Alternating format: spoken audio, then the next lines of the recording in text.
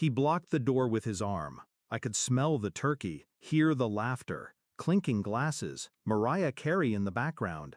But all I saw was him, my son, standing between me and the family table, with that look I used to reserve for strangers asking for favors.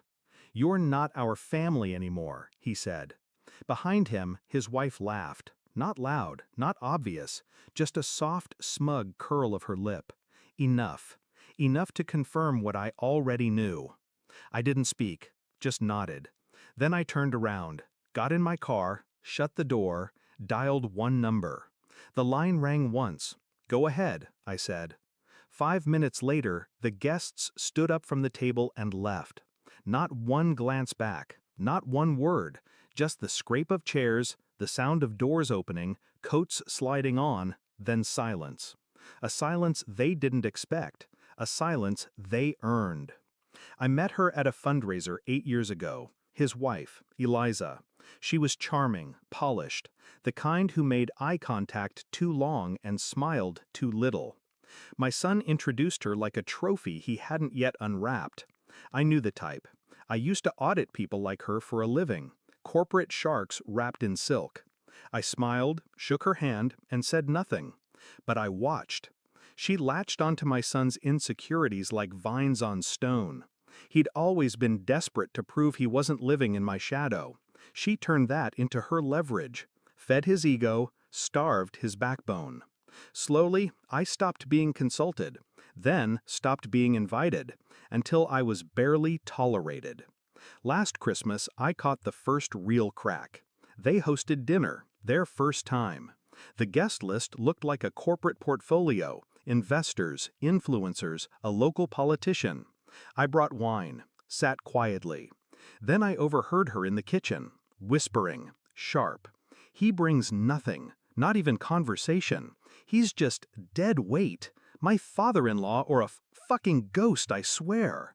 And my son? He didn't correct her. He laughed. That was the moment something inside me stopped hoping. This year, I was invited late, 2 days before. I knew what that meant, an obligation. I still bought gifts, wrapped carefully, labeled every tag by hand. I even brought the family photo album, thought maybe nostalgia could soften whatever calcified inside him. Instead, I got a locked door and a cold sentence. "You're not our family anymore." So I made the call, one call, to Anna, my former secretary, 30 years younger, sharper than most lawyers, loyal. Because over the last year, I had quietly shifted things. My son thought the house they lived in was under his name. It wasn't. It was held in a family trust, one I created when he married, just in case. Eliza had hinted about prenups, and I trusted her less than I trusted bad weather. Their cars? Leased through a shell company I owned. Utilities? Paid from my accounts. Even the guest list for tonight? I'd built it. Every person at that table, every smiling guest, had a favor from me, a promotion, a donation, a connection. They were there because I had asked them to be. So when Anna sent the pre-written message from my number, they understood. "Leave now, quietly, no drama. We're done here." And they obeyed. I don't know how long they stood in that silence. I imagine Eliza fuming.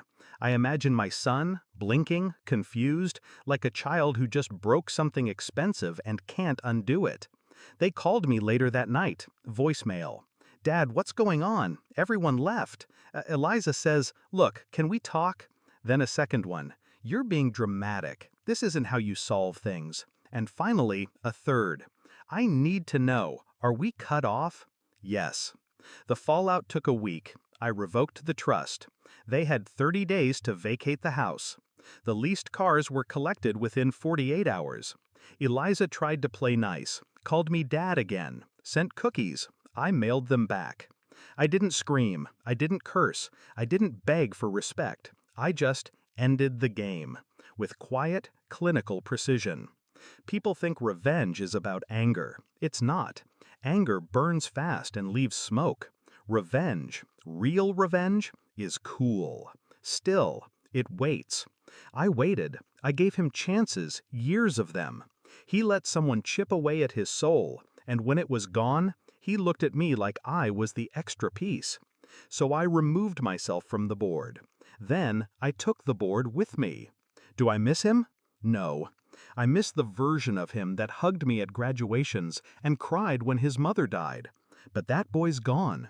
What remains is a man who mistook kindness for weakness and thought blood meant forever. But respect? Respect is earned, and I owe him nothing now.